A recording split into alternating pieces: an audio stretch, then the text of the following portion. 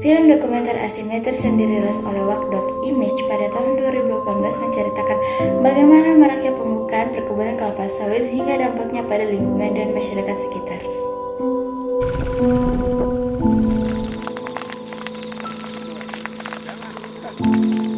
Sebelumnya, pada 1996, pemerintah mendirikan bendungan irigasi untuk mencetak sawah seluas 1,4 hektar di lahan gambut.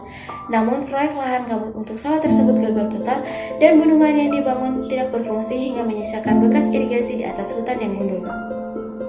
Berbeda dengan perkebunan kelapa sawit yang mencapai 11 juta hektar di seluruh Indonesia, luas ini hampir sama dengan yang ada di Pulau Jawa. Saat ini semua kebutuhan makanan dan bahan bakar memerlukan minyak kelapa sawit. Pembukaan lahan dengan cara membakar juga menimbulkan dampak lain seperti kabut asap. Pada Oktober 2015, kadar polusi mencapai 1.300% dari ambang kualitas udara sehat. Sebanyak 52% area yang terbakar adalah lahan gambut yang mengering.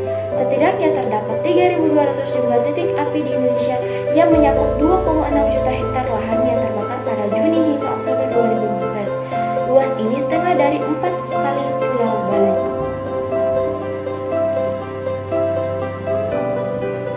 Tidak hanya di Sumatera dan Kalimantan, di Papua pembukaan hutan untuk perkebunan juga mulai marak terjadi. Pembukaan sawah terjadi di Merauke seluas 1 juta hektar, dan hal ini seperti mulai kejadian pada tahun 1996 di Kalimantan. Akibat dari meluasnya perkebunan sawit menjadikan hutan-hutan di Indonesia berkurang karena lahan dibakar untuk membuka kebun. Masyarakat di sekitar perkebunan kelapa sawit juga tidak memiliki pilihan lain selain harus bekerja di perusahaan sawit untuk mencari nafkah dan makan sehari-hari.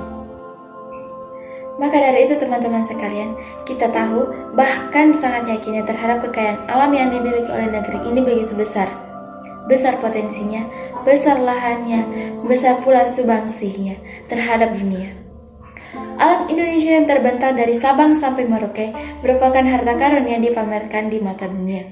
Meski demikian, penikmat sejati alam-alam ini bukanlah saya, kita, atau sebagian besar penduduk negeri ini, tetapi mereka. Mereka adalah orang-orang digdaya yang tidak tersentuh oleh tangan kotor saya. Mereka bersembunyi di balik nama perusahaan yang besar. Mereka berlindung di dalam kerajaan yang mereka bangun. Para pengusaha besar yang mengeksploitasi alam menjadi rentetan angka tak terhingga di rekening mereka. Dan kita apa? Kita hanyalah budak yang enggan mengaku.